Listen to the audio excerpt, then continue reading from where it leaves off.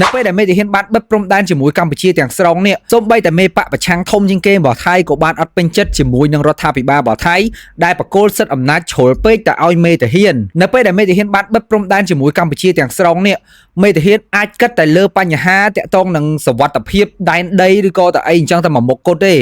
ដែលអត់បានគិតពីផលប៉ះពាល់ផ្សេងទៀតទៅដល់សេដ្ឋកិច្ចមិនថាការទូតឬក៏វិស័យផ្សេងជាច្រើនទៀតដែលមិនមែននៅក្នុងការទទួលខុសត្រូវរបស់គាត់អញ្ចឹងហើយធ្វើបែបហ្នឹងវាផ្ទុយពីរដ្ឋធម្មនុញ្ញក៏ដូចជាប្រជាធិបតេយ្យដូច្នេះមេបកប្រឆាំងធំជាងគេបំផុតរបស់ថៃហ្នឹងគាត់បានប្រាប់ថារដ្ឋាភិបាលគួរតែយកអំណាចហ្នឹងមកកាន់នៅក្នុងដៃវិញគ្រប់ការសម្រេចចិត្តគួរតែស្ថិតនៅលើរដ្ឋាភិបាលហើយទាហានទាំងអស់មានតួនាទីការពារសុខសុវត្ថិភាពនៅក្រោមការគ្រប់គ្រងរបស់រដ្ឋាភិបាលបើសិនជាទាហាននៅតែធ្វើអញ្ចឹងទៀតរដ្ឋាភិបាលអាចគ្រប់គ្រងបានអញ្ចឹងទៀតវាធ្វើឲ្យប៉ះពាល់យ៉ាងខ្លាំងទៅដល់សេដ្ឋកិច្ចរបស់ថៃហើយគាត់បាននិយាយទៀតថាការដែលបិទព្រំដែនជាមួយកម្ពុជាមិនមែនជារឿងគ្រាន់តែសុខសុវត្ថិភាពទេតែអាចជារឿងដែលធ្វើដើម្បីគ្រាន់តែលើកមុខមាត់នាយករដ្ឋមន្ត្រីក្រោយពីមានបញ្ហាមួយកម្ពុជាតែប៉ុណ្ណោះហើយមានបកជាច្រើនក៏ដូចជាអ្នកវិភាគជាច្រើនដែលបានប្រាប់ថាការបិទជីដែនទាំងស្រុងជាមួយកម្ពុជាគឺជារឿងដែលប៉ះពាល់ដល់សេដ្ឋកិច្ចខ្លាំងជាងគេបំផុតអញ្ចឹងហើយគេនាំគ្នាស្នើសុំឲ្យនាយករដ្ឋមន្ត្រីនិងរដ្ឋាភិបាលថៃគិតគូរពិចារណាម្ដងទៀតយកអំណាចមកកាន់លើដៃវិញមិនមែនឲ្យមេតបតាមព្រំដែនទៅកាន់ទៀតទេបើពួកយើងមានតម្រូវការការកែសម្រោះដោយវះកាត់ដោយមិនវះកាត់នឹងការព្យាបាលស្បែកឬក៏ផលិតផលផ្សេង